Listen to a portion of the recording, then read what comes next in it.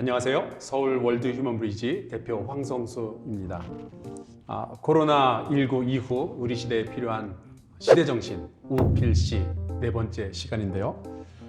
오늘은 코로나19가 시작되고 향후 한 3년이라는 시간 안에 우리가 내려야 할 여러 가지 의사 결정에 대해서 이야기를 해주실 아시아 미래인재연구소 최현식 소장님을 모셨습니다. 네. 안녕하세요. 반갑습니다. 반갑습니다. 네. 제가 그 소개하는 그 글을 잠깐 보았는데 세계 전문 미래학자 학회 정회원이세요. 네네. 그 정회원증은 어떻게 한번 받을 수 있는 거예요? 일단 세계전문 미래학자 협회 같은 경우는 전 세계에 이제 미래학자들이 모여 있는 그룹이고요. 몇 명이나 되죠? 그럼 뭐 굉장히 한 400명 정도가 좀 넘는 걸 알고 있는데 뭐 다들 유명하신 뭐 짐 데이터 교수나 이런 분들이 소속돼 있는 단체고요. 이제 가입을 하려면 한 7가지 조건 중에 한 서너 가지가 맞아야 돼요. 그게 이제 미래와 관련된 컨설팅을 했느냐, 또 미래와 관련된 책을 냈는지, 아니면 어떤 이제 강의, 포럼 이런 것들을 했는지에 대한 몇 가지 이제 조건들이 있어요. 그게 충족이 되어지면 정회원으로 가입이 됩니다. 네. 연회비도 내시고요. 그럼요. 아시아 미래인재연구소 네. 이름이 되게 듣기에 거창한데 무엇을 하는 단체인가요? 뭐 단어에서 뭐 발견하시는 것처럼 아시아의 미래, 그리고 그 미래에 굉장히 중요한 인재, 이 부분들이 이제 조합된 단어인데, 뭐 제가 방금 말씀드린 것처럼 아시아의 미래에 있어서 인재를 세우는 역할들을 하겠다라는 취지로 세워진 연구소고요. 저희는 세워진 한 17, 18년 정도. 굉장히 오래됐네요. 네, 오래됐고요. 원래 시작은 이제 저희가 B2B로 우리나라 기업과 정부 관련된 이제 미래와 예측들을 하고 컨설팅을 하고 지금도 그 일을 하고 있고요. 그게 저희가 메인으로 하는 일입니다. 그동안 꽤 활발한 저술 활동을 하셨어요. 네네. 그리고 한국의 이제 많은 기업들도 필독서로 읽기도 하고 네. 또 종교 단체에서도 굉장히 많이 이제 책들을 읽은 것으로 제가 알고 있습니다. 네. 근데 이제 아마 그 최근에 쓰신 책이지만 코비드 이전에 쓰셨던 책인 것 같아요. 네네. 그 책에서 보니까 이런 예측을 하셨습니다. 세계화의 속도와 깊이가 점점 더해질 것이다. 그런데 그 이후에 코비드19가 나타나면서 네. 지금 현재 코비드가 좀 세계화를 좀 멈춘 상황이 되었어요. 네. 그렇다면 앞으로는 이게 어떤 식으로 전개가 될 것 같아요? 일단 이제 코로나19가 비자발적으로 전 세계를 이제 셧다운 시키고 락다운 시켰다고 얘기하는데요. 이제 전염성이 워낙 빠르다 보니까 비자발적으로 락다운이 됐지만, 이제 어느 정도 뭐 기간이 또 지나가면 세계로 갈 수밖에 없는 상황인 거죠. 근데 지금 단기적인 미래로 보면 결국에는 코로나19 바이러스가 제압이 돼야 되는 것이 이제 첫 번째 과제고, 그 다음에 이제 우리가 다 아는 것처럼 G1과 G2의 패권 전쟁이 있지 않습니까? 끝나지 않았거든요.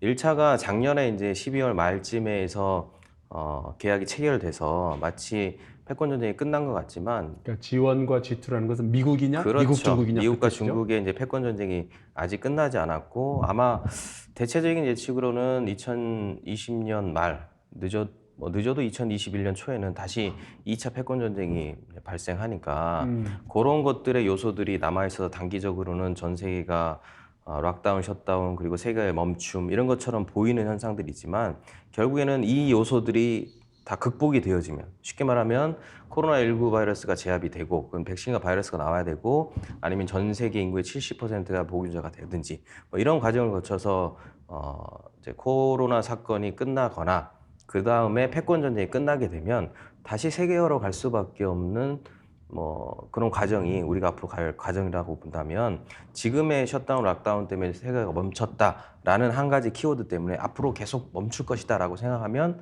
사실 안 되죠. 왜냐하면 세계화가 멈추면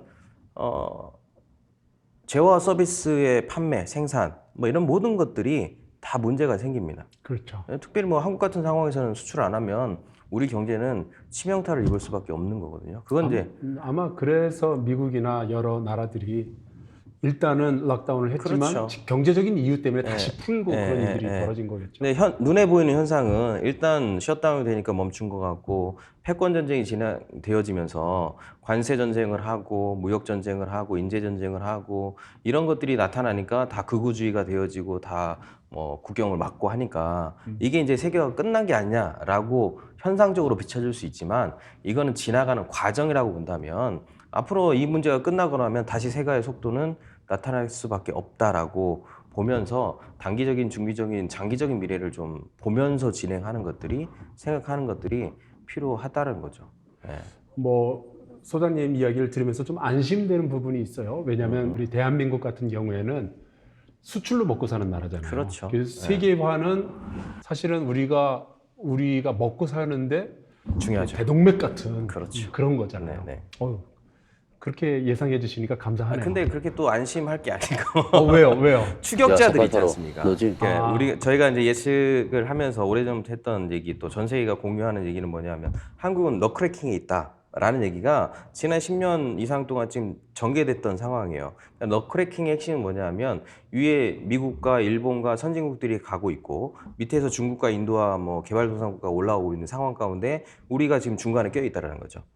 그 얘기는 뭐냐면 우리는 진퇴양난일 수도 있고 어려운 상황에 직면했다는 것들을 보여주는 건데 어찌됐든 간에 밑에서 추격자가 있기 때문에 그 추격자들은 역시 세계화에 있어서 수출과 무역 이런 부분에 있어서의 같은 어떤 이익을 추구해야 되는 나라라고 봤을 때는 세계화가 된다고 해서 다시 세계화가 된다고 해서 우리나라가 다 잘할 수 있다라고 안심하면 안 된다는 거죠. 그 추격자들을 어떻게 이겨낼 거냐 그리고 앞에 가고 있는 사람들을 어떻게 따라잡을 거냐 이런 이제 숙제가 있기 때문에 마냥 세계화가 다시 되면 괜찮겠네라고 생각하는 것도 오판인 거죠. 그래서 그런 복합적인 상황들을 보면서 우리 한국이 어떻게 앞으로 미래를 걸어가겠느냐 이 부분에 대한 계산을 해야 되는 겁니다.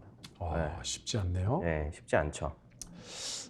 근데 제가 그런 생각을 좀 해봤어요. 예, 그 읽으신 책들, 이거 쓰신 책들을 제가 읽어보면서 이제 여러 가지 예측들을 하시고 그리고 그것을 피할 수 있는 방법들을 제안을 하시는데 이제 얼핏 좀 모순된 것 같은 느낌은 있지만 제가 보기에 이제 소장님 같은 미래학자의 목표는 자기가 예측한 것을 빗나가도록 하는 게 목표일 것 같아요. 네네. 어떻게 생각하세요? 미래학은 예언이 아니잖아요. 맞습니다. 예언이 아닌데 일단 이제 오류는 많은 분들이 저희가 예측서를 내면 마치 예언자처럼 생각하시는 안타까움이 있어서 저는 예언자가 아닙니다. 왜냐하면 확률적 가능성, 논리적 가능성들을 따져가면서 어떤 변화의 가능성인지 다양한 시나리오를 말씀을 드리거든요. 근데 이제 많은 분들은 다양한 시나리오의 가능성이 있음에도 불구하고 사람들이 그렇잖아요. 보이는 대로 보지 않고 보고 싶은 대로 보고 들리는 대로 듣지 않고 듣고 싶은 대로 듣는 성향들이 있기 때문에 있죠. 자기 마음에 드는 것들을 선택하다 보니까 그게 맞냐 틀리나 이렇게 계산하는 안타까움이 있는 거고 제가 좀 전에 말씀드린 것처럼 저희가 하고자 하는 것은 예언이 아니라 예측이고 그 예측의 핵심은 사실은 위기적인 측면을 얘기하고자 하는 데 있는 것이 아니고요. 그 위기를 어떻게 극복할 것인가. 많은 사람들이 얘기하는 건 뭐냐면 위기의 반대편에 있는 건 기회라고 얘기하지 않습니까? 뭐 동전의 앞뒷면 같다 이런 얘기를 하시는 건데 저희가 위기 신호를 말씀드리고 여러 가지 시나리오를 말씀드리면서 그 위기가 있으니 그 위기를 잘 극복하면 새로운 기회가 된다 이런 얘기를 하고 싶은 거예요. 그런 측면에서 저희가 예측을 하면서도 그 위기를 알고 그 위기 가운데 잘 대응을 하고 기회를 선점하면 당연히 저희의 예측은 틀리는 게 맞는 거죠. 틀려야 되는 거죠. 잘 대비를 한다면. 그런 측면에서 틀렸으면 좋겠다라고 저희도 이야기를 하는 거고 책에도 쓰는 거고 그렇게 받아들이시고 준비를 하셨으면 좋겠다. 제가 유튜브를 하는데 제가 경제에 관련된 유튜브를 하거든요. 거기서도 항상 얘기해요. 이런 가능성이 있으니 잘 준비하시고 대비하시고 그것들이 기회가 됐으면 좋겠다라고 말씀을 드린단 말이에요. 이런 시그널들, 신호들이 있으니 그럼 이제 잘 준비하시면 이제 저희가 예측한 게 틀리게 되는 거죠. 네. 그래야 저희는 보람이 생긴다. 그렇죠. 라고 이제 생각하시면 될 것 같아요. 네. 참 묘한 딜레마네요. 그렇죠. 그래서 틀리면 그래 잘 대비해서 틀린 거잖아요. 그렇죠. 네, 그럼 이제 틀리면 틀렸다고 또 이제 얘기하시니까 틀린 게 맞는 거라고요. 틀린 게. 그렇죠. 틀린 게 맞는 거다. 네, 그래서 저희는 핵심은 맞고 틀림이 있지 않고요. 의미와 가치에 있습니다. 의미와 가치. 네네. 이번에 그 코비드 때문에 우리가 그동안 거의 절대적인 가치라고 생각해왔던 그 자본주의의 민낯 혹은 속살이 드러나게 된 것 같아요. 네네네. 소장님의 책에서도 그 경계해야 될 부분들을 자주 언급을 하고 계시는데 우리가 지금 현재 가지고 있는 자본주의의 취약점이 있다면 그것이 뭘지 혹은 보완 대책이 있다면 어떤 것을 제안하고 싶으신지 좀 말씀해 주시면 좋겠어요. 뭐 이걸 짧은 시간에 설명드리기에는 너무 굉장히 큰 이야기이기 때문에 뭐 디테일하게 다 조목조목 말씀드릴 수 없지만 뭐 이해를 돕기 위해서 심플하게 말씀드리면 자본주의는 제로섬 게임과 같은 거거든요. 제로섬 게임 해보셨죠? 뭐 맨날 하죠. 어렸을 때 우리 그 운동장에서 요즘 분들 라떼 얘기 싫어하는데 요즘은 하지 않는 것 같은데 뭐 대표님 잘 아실 거예요.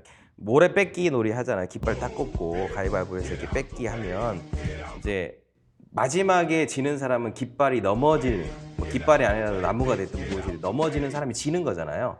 네. 그러니까 자본주의를 그렇게 생각하시면 될 것 같아요. 결국에는 뺏고 뺐다 보면 결국에는 지는 사람이 생기는 거. 그게 이제 자본주의의 약점인 거죠. 그 얘기는 무슨 얘기냐면 자본주의는 결국에는 지는 사람, 패배하는 사람, 죽는 사람 이렇게 얘기하면 너무 극단적일 수 있겠지만 사회적으로 좀 연약한 고리가 생길 수밖에 없는 구조가 자본주의라는 거죠. 근데 이것들을 극복하기 위해서는 사실은 이거보다 더 좋은 시스템이 나와야 되는 거거든요.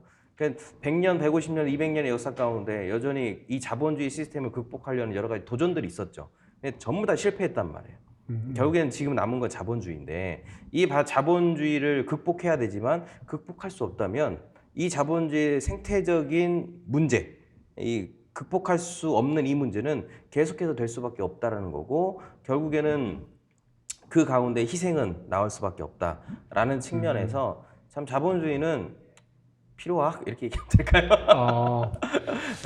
참 쉽지 않아요. 조심스럽긴 하지만 지금 이제 이야기를 듣다 보면은 자본주의라는 것은 굉장히 거대한 규모의 본지 사기 같은 굳이 그렇게까지는 아니겠지만 누군가가 피해자가 생겨날 수밖에 그렇죠. 없는 구조라는 의미에서 그래서 요새 얘기하는 게 부익부 빈익빈 부의 어떤 상대적 개념 뭐 이런 얘기가 나오면서 부를 점유한 사람들이 뭔가 사회에 기여를 해야 되지 않겠느냐라는 얘기들이 지금 나올 수밖에 없는 거죠. 굳이 얘기하자면 미국의 워런 버핏하고 빌 게이츠가 갖고 있는 자산이 200조가 넘는다고 그러잖아요. 두 사람이 갖고 있는 자산이 부가 얼마나 편중돼 있는지를 보여주는 케이스고 그게 결국에는 전 세계의 문제점으로 지금 이제 민낯이 드러나고 있는. 그래서 사실 코로나19 때문에 우리가 지금 뭐 1월 20일 첫 환자가 나오고 2월 달에 우리가 셧다운 되어지면 전 세계가 70일 이상 뭐 뉴욕은 더 길게 가고요. 그런 이제 셧다운이 되어지면서 가장 힘들었던 분들은 경제적으로 가장 힘든 가난한 분들이 지금 맞아요. 어려운 거죠. 지금 이 위기가 끝나지 않았잖아요.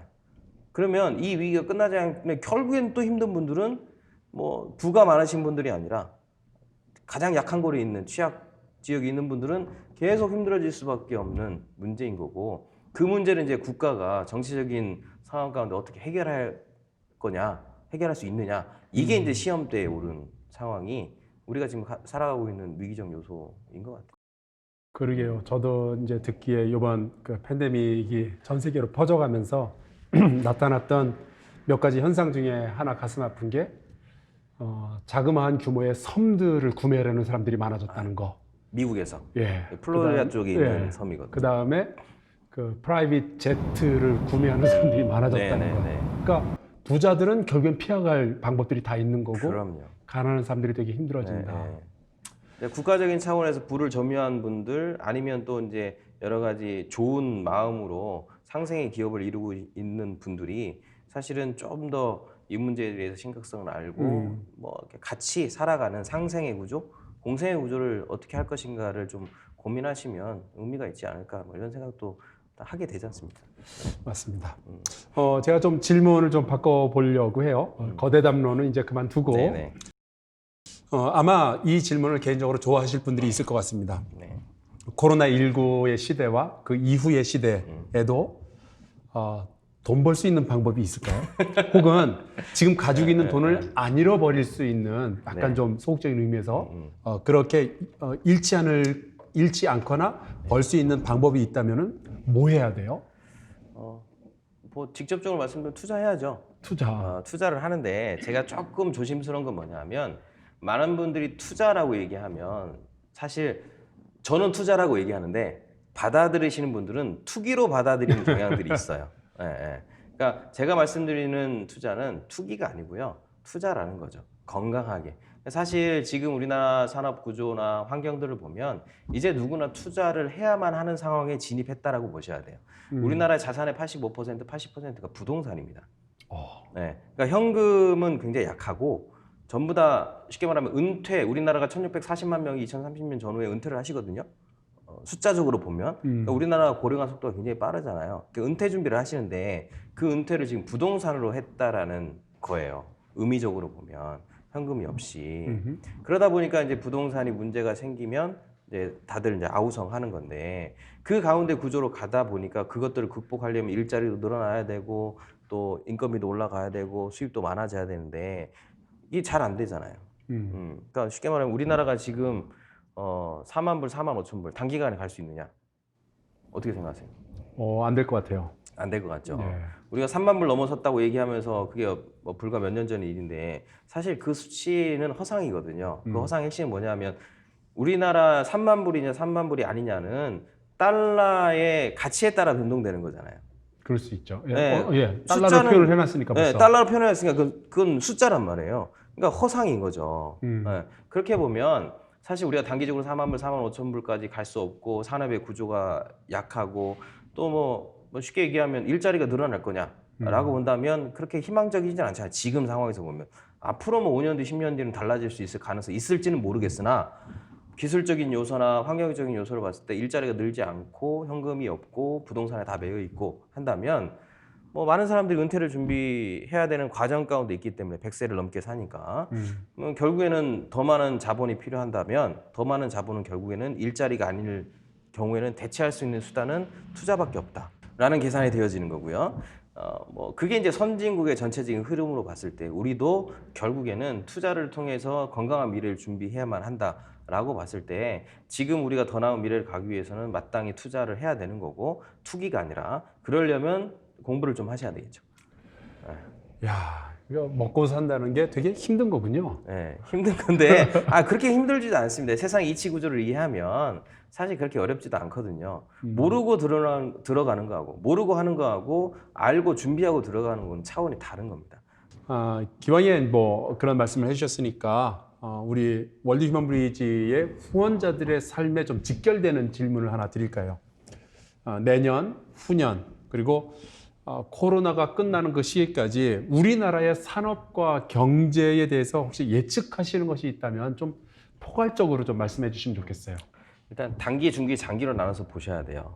일단은 전 세계가 지금 굉장히 어려운데 이 어려움을 극복하기 위해서 전 세계 중앙은행들이 돈을 많이 썼습니다. 추경도 하고요. 그래서 일단 어떻게든지 시장을 살리려고 노력하다 보니까 단기적으로 봤을 때 3분기 정도는 좀 더 앞에 2분기나 1분기가 다르게 좀 더 좋아지는 시그널이 나올 수 있어요. 그래요? 네, 그러니까 이제 지금 얘기하는 게 뭐 이해하실지는 모르겠지만 GDP로 보면 지금 많은 사람들이 얘기하는 게 V자냐, U자냐, W자냐, 나이키자냐, 뭐 I자 이렇게 얘기하잖아요. 그렇죠. 그 얘기를 하잖아요. 그게 이제 GDP에 대한 거예요. 분기별 성장률이 바닥까지 떨어졌다가 급반등할 수 있겠느냐, 3분기. 그게 V자. 3분기가 아니라 3분기도 어렵고 4분기도 어렵고 한 내년 1분기 정도 가서 회복될 수 있다라고 얘기한 게 U자. W자는 3분기 때 치고 올라갔다가 2차 대유행 가능성이 있으니 다시 떨어질 거다. 그리고 나서 유럽의 문제나 중국의 문제가 있으니 조금 어렵다가 다시 올라간다. 이게 W자라고 본다면 단기적으로 봤을 때 누가 뭐래도 3분기는 뭐 이제 어떤 상황이든 좀 좋아 보이는 시그널들이 있을 수 있다. 이게 단기적으로 봐야 돼. 투자를 하든 비즈니스를 하든 영업을 하든 뭐 자영업자들도 똑같은 거잖아요. 돈이 뿌려지니까 그런 측면에서는 3분기까지는 좀 기대해 볼 만한 가능성이 있는 거고요. 근데 우리가 다 아는 것처럼 2차 대유행의 가능성이 있으니 제가 안타까운 게 뭐냐 하면 한국은 방역을 너무 잘했어요. 솔직히 말하면. 너무 전 세계적으로 모범 국가, 그런 이만한 거예요. 나라는 없어요. 그건 우리가 자부심을 가져도 돼요. 근데 너무 잘하다 보니까 뭐라 그럴까요? 두려움도 없는? 뭐 이런 좀 뭐 이까짓 거 가지고. 그렇죠, 그렇죠. 그런 것들이 좀 있지 않나. 근데 전 세계적으로 보면 좀 심각합니다. 제가 이 방송을 찍기 전에 앞에 모니터링 좀 하고 왔는데 중국 같은 경우도 베이징에서 다시 확진자가 60명 이상 그러게 늘어나고 말이에요. 있고요. 예, 저도 신문 브라질은 뭐 하루에 4만 명 확진자가. 지난주까지만 하더라도 영국은 하루에 사망자가 150명 안팎이었어요. 하루에 죽는 사람이 코로나 때문에. 미국도 지금 25개 주에서 확진자가 늘고 있고요. 그런 상황에 있어서 대부분 우려하는 게 뭐냐면 10월, 11월이 되면 2차 대유행 가능성이 있지 않느냐라고 지금 우려하고 있는 거예요. 그러면 실제적으로 2차 대유행 가능성이 발생했다. 그러면 다시 어려워질 수 있는 가능성. 심지어는 잘못하면 1차에 겪었기 때문에 1차가 백신과 바이러스가 없는 상태에서 이것들을 차단하기 위해서 가장 좋은 수단은 셧다운밖에 없다. 락다운밖에 없다라는 걸 이미 경험했기 때문에 그 학습 효과가 발동을 한다면 2차의 대유행 가능성이 나타나자마자 전국의 전 세계는 다시 락다운 될 수밖에 없는 거예요. 그렇죠. 그럼 싸늘하게 지금 식는 거죠, 시장이. 그러면 그때는 다시 위기의 징후들이 나타나면서 어려움이 나타날 수 있는 거잖아요. 그게 이제 중기적인 관점에서의 시장을 바라보는, 경제를 바라보는 상황. 그리고 나서 이제 중국의 위기, 유럽의 위기, 그런 것들이 남았습니다. 그런 것들을 겪으면서 이제 2, 3년이 지나야 다시 크게 한번 또 새로운 변화가 나타날 수 있는 가능성이 있으니까 그런 시기마라의 시그널들을 보시면서 시장을 보시고 뭐 비즈니스 하신 분도 계실 거잖아요. 그래서 타이밍을 잡는 거, 언제 들어갈지, 언제 멈춰야 할지. 뭐 그건 뭐 의사결정뿐만 아니라 뭐 투자도 똑같은 거잖아요. 뭐 그런 모든 것들을 좀 생각하시면서 지금의 상황들을 보시는 것들이 좀 필요하지 않을까라고 보여집니다. 와, 시야를 좁혔다, 넓혔다. 그렇죠. 많이 바쁘네요. 하나 우리 이제 월드 휴먼 브리지라는 NGO에 대해서 좀 질문을 드리고 싶은데 80%는 그냥 움직이지 않고 변하지 않을 거다. 20%가 변하게 될 거다라고 말씀하셨는데 그러면 NGO는 혹은 한국 교회는 어떤 변화를 겪게 될까요? 좀 그 이야기를 그 NGO와 그 교회라는 측면에서 한번 좀 말씀해 주시면 좋겠어요. 네. 일단 위기가 생기면요 가장 먼저 해야 될 건 위기에서 빠져나와야 돼요. 물에 빠졌으면 일단 빠져나오고. 네, 빠져나와야 돼요. 거기 안에 있으면 모든 것들이 다 변하고 모든 것들이 다 새로워지고 위기가 더 증폭되어지는 그런 생각들을 할 수 있는 가능성이 있어요. 그래서 다 그러잖아요. 한 걸음 물러서서 보라고. 그게 뭐냐면 숲과 나무를 같이 봐야 된다는 얘기거든요. 그래서 숲을 보지 말고 나무를 보지 말고 좀 빠져나와서 전체 숲을 보면서 이해할 필요성이 있는데 나와서 숲을 보면 모든 것들이 다 변하지 않고요. 일부는 변하지 않고 일부는 변하는 것. 이렇게 이제 볼 수가 있는 거예요. 많은 것들이 변하지 않을 거예요. 왜냐하면 쉽게 말하면 언택 얘기를 하는데 언택이 지금 상황에서 좋긴 하지만 보완해야 될 게 여전히 많이 남았어요. 그러니까 오프라인을 대체하기에는 약점들이 많다라는 거죠. 그렇죠. 예를 들면 이런 거예요. 전 세계 언택 기업 중에 넘버원은 누가 뭐래도 아마존입니다. 그렇지 않습니까? 근데 아마존은 오프라인 매장을 사요.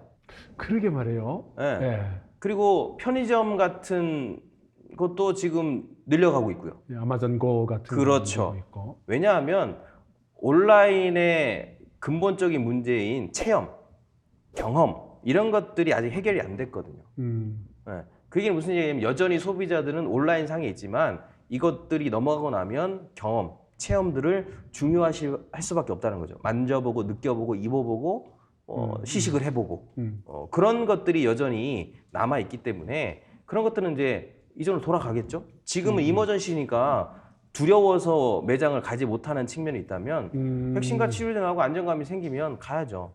뭐 이를테면 또 그런 거잖아요. 여름 시즌인데 다들 해수욕장 가고 싶어 하잖아요. 벌써 열었던데요? 네, 여행 가고 싶어 하고 뭐 유럽이든 동남아든 여행 가고 싶어 하는데 지금 상황이 안 되니까 여행을 못 가요. 그래서 뭐로 하냐면 랜선에서 여행을 해요. 예. 네, 여행지를 보고 온라인으로 그것도 대리 만족하는 거죠. 네, 근데 그건 대리 만족이지 만족이 안 돼요. 그렇죠. 네, 가야 되는 거예요. 네, 그런 것처럼 이 시기가 넘어가면 이전으로 돌아갈 부분들이 있어요. 네, 망각이 있거나 비용 문제가 있거나 우선순위 문제가 있거나 그럼 이전으로 돌아가게 되면 그 산업들은 다시 작동될 수 있는 가능성이 있는 거죠. 그러니까 제가 말씀드리고자 하는 요지는 뭐냐면 야 모든 것들이 변하니까 모든 것들이 다 이쪽으로 가야 돼. 그렇게 쏠림 현상을 가면 안 된다는 거예요. 네, 대비를 해야 된다는 거죠. 어떤 대비냐? 야 어느 정도 부분에서는 변하겠지만 어느 정도의 부분은 변하지 않는 것이 있으니 변하지 않는 것들로 돌아갈 상황이 됐을 때 우리는 어떤 의사결정을 해야 되느냐. 네, 어떤 비즈니스를 해야 되냐.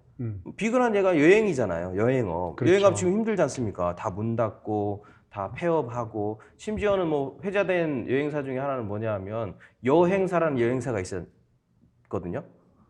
여행사요. 제가 알기로는 여행을 행복해하는 사람들인가? 뭐 그런 여행사가 있었어요. 그 대표님이 굉장히 온라인상에 뭐 이렇게 화두가 됐는데 여행을 보냈던 사람들이 셧다운돼서 돌아오지 못하니까 자비를 들여가지고 1,000만 원 넘는 자비를 들여서 그분들을 다시 돌아오게 하는 그런 일을 하시고 난 다음에 여행업을 폐업을 하시고 지금 여행업을 하지 않는데요. 그래서 그분이 되게 지금 사람들이 주목하고 있거든요. 그러면 여행업이 폐업됐으니까 앞으로도 계속 폐업되느냐? 아니죠. 다시 갈 거잖아요. 스물스물 다시 나올 건데. 그러면 다시 발생할 그 여행을 바라보면서 특정 부분에 있어서는 기회로 보고 준비를 해야 되는 거죠. 예, 예. 그럼에도 불구하고 변하는 게 있어요. 여행도. 여행은 가겠지만 이제는 사람들이 오프라인을 통해서 뭐 이렇게 신청을 하거나 이런 구조가 아니라 좀 더 속도감 있게 온라인상에서 여행이 패키지화 되어지는 접속이 되어지는 그런 상황으로 변화가 되니 그런 상황들을 보면서 미래를 준비하는 지혜가 필요하다는 겁니다. 네. 그래서 변하는 것과 변하지 않는 것을 보는 게 중요한 거고 월드 휴먼 브리지도 그런 거잖아요. 네. 특별히 교회 같은 상황도 제가 보는 건 뭐냐면 SNS 같은 데 보면 전부 다 뭐 목회자들, 목사님들이 다 유스포를 하시더라고요. 예, 이제 온라인이다. 성도들이 다 사람들이 온라인에 주목하니까 나도 온라인을 해야 되겠다. 그래서 다 온라인을 하시는데 제가 냉정하게 봤을 때 글쎄요 상업성 없습니다. 일단 상업성 없고요. 솔직히 말하면 불특정 다수가 여러분들의 유튜브를 보지 않습니다. 예. 그러니까 그 얘기는 무슨 얘기냐면 온라인이라고 했기 때문에 다 온라인으로 가지 않고요. 온라인 다 주목하지 않고요. 네. 이런 부분을 생각하시고 접근을 하셔야 되는데 제가 좀 더 팁을 하나 드리자면 교회에서 온라인에 언택의 사역을 하실 거거든 불특정 다수에게 하지 마시고 여러분 성도들한테 사역적인 측면을 하시는 게 좋다. 그게 언택의 핵심이다 라는 거죠. 남들이 하니까 하는 것이 아니라 이것들을 목회적인 상황 가운데 성도들의 영적인 성장을 위해서 그들을 위해서 내가 온라인을 한다 라고 생각하면 문제가 안 되는데 그냥 시체말로 그냥 유튜버를 다 하니까 나도 그러면 그렇게 할까? 라고 한다면 그건 안 된다. 아무 의미가 없다. 상업적으로도 의미가 없고 여러분 유튜버는 이렇게 얘기하면 좀 그렇죠. 많은 사람들이 보지 않는다. 영향력이 없다. 뭐 비수 같은 말씀이지만 네. 굉장히 네. 사실이기도 하죠. 그래서 온라인도 하시고 오프라인도 소홀하시면 안 된다는 거예요.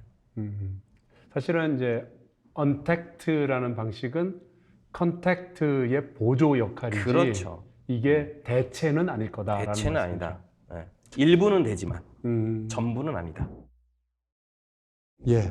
또 하나 제가 질문이 있는데 소장님도 그렇고 이제 저도 X세대라는 말을 들으면서 컸거든요. 네.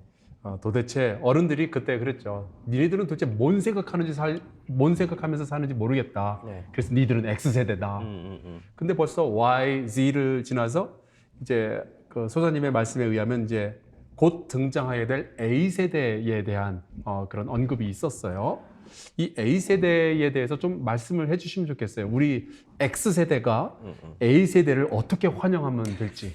A세대라는 것은 제가 책에서 말씀드렸지만 이제 뭐 인공지능, 새로운 생산 방식의 변화 가운데 그 생산 방식을 활용하는 세대가 이제 A세대가 되는 건데요. 쉽게 말하면 그들은 인공지능과 로봇들을 활용해서 삶을 살아가는 그들과 함께하는 세대라고 보시면 될 것 같고 그런 측면에서 보면 지금의 세대와는 생각과 행동이 다를 수밖에 없죠. 우리는 다르겠죠. 그렇죠. 인공지능과 로봇과 함께하는 삶을 살지 않았잖아요. 예, 예. 살고 싶은 생각도 그렇게 많지는 않아요. 사셔야 될 거요? 사셔야 될 텐데 우리 지금 젊은 분들은 이제 그런 것들을 자유롭게 더 밑에 세대겠죠. 지금 청년 세대라기보다는 더 어린 세대들이 그런 것들을 굉장히 편하게, 플렉서블하게 쓸 수 있고 그 가운데 의식과 어떤 행동의 패턴들이 우리와 다른 측면에 있는 분들이라고 보시면 될 것 같아요. 제가 마지막으로 하나 좀 질문하고 싶은 게 있습니다. 그렇다면 이 모든 말씀을 들은 후에 이런 질문이죠. 우리에게 필요한 시대 정신이란 무엇일까요? 우리에게 필요한 시대 정신이요. 그 참 어려운 철학적 질문인데. 지금의 우리 시대죠.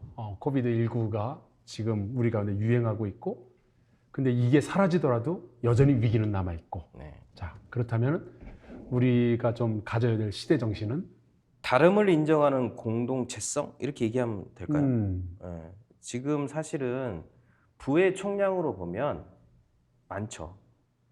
솔직히 얘기하면 부의 총량을 n분의 1로 나눠 가지면 사실 모든 사람들이 그렇게 뭐 나쁘지 않은 삶을 살 수도 있는 가능성이 있어요. 그런 얘기 많이 들었죠. 많이 들었죠. 그게 이제 함께 살아간다는 얘기잖아요. 근데 뭐 근본적으로 모든 사람이 n분의 1로 날아갈 수는 없으니까 현실적으로는. 근데 우리의 시대 정신으로 보면 이제는 그런 것들이 요청되어지는 거고 분명히 우리가 지금 살아가는 상황 가운데 모든 사람들이 이 시대의 문제 욕구 결핍을 받잖아요. 그죠? 근데 그 문제 욕구 결핍이라는 건 결국에는 그 문제를 해결하면서 극복이 돼야 되는 거니까 그런 차원에서 보면 공동체성이 반드시 중요한 건데 그 공동체성이라는 것은 과거의 시대와 다르게 다름을 인정하는 부분이 나타나야 된다는 거죠. 과거에는 다름을 인정하지 않았어요. 다름이 나쁜 게 아닌데 틀린 거, 잘못된 거 이런 시대적인 정신을 가지고 공동체성을 구현하려고 했다면 우리가 살아가는 시대는 여전히 공동체성이 필요하지만 그 공동체성이라는 것은 나와 다른 사람들에서 인정하고 포용하고 공생하고 함께 살아가는 그 구조 가운데서의 자산의 분배, 또 일의 분배, 생각의 분배, 노동의 이런 것들이 나타나야만 하는 시대로 우리가 가고 있다. 그래서 혹자는 그런 얘기 하시잖아요. 요즘 사람들이 혼자 있는 걸 좋아하고 터치받는 걸 싫어하고 근데 그러지 않아요. 절대 그렇지 않습니다. 뭘 보면 알 수 있냐면 요즘 청년 세대들은 동아리 활동을 합니다. 희한하잖아요. 혼자 있는 걸 좋아하는데 동아리라는 건 같이 하는 거잖아요. 이 위험한데 클럽을 또 찾아가요. 클럽을 찾아가고요. 뭐 그건 조금 좀 그렇긴 하지만 기타를 배운다, 탁구를 배운다, 뭐 요리를 배운다 그런 이제 공동체성 문화를 여전히 추구한다는 말이죠. 그 얘기는 무슨 얘기냐면 신의 섭리 안에 보면 인간은 혼자 절대 살 수 없다. 이게 앞으로도 미래도 여전히 가능할 거다. 변하지 않을 거다. 변하지 않는다라고 본다면 아무리 세대가 변한다 하더라도 공동체성을 중요할 수밖에 없는 거고요. 근데 단 개인을 좋아한다는 의미는 다름을 좀 인정해 줬으면 좋겠다 라는 것들로 생각하셔야 된다. 그래서 다르지만 어떻게 함께 할 것이냐, 어떻게 나눌 것이냐를 고민해 본다면 앞으로 우리가 살아가는 데 있어서 한 가지 좀 좋은 변화의 가능성들이 좀 있지 않을까, 틈바구니가 있지 않을까라고 저는 생각하고 싶고 그게 지금 우리가 살아가는 시대 정신이 가장 중요한 요소가 아닐까, 더 나은 미래를 향한 핵심이 아닐까라고 생각이 됩니다. 예, 뭐 귀한 시간 감사드립니다. 네. 지금까지 월드 휴먼 브리지에서 우리 시대에 필요한 시대 정신이란 무엇일까 나누는 과정에서 최현식 소장님 모시고 귀한 말씀 함께 나누었습니다.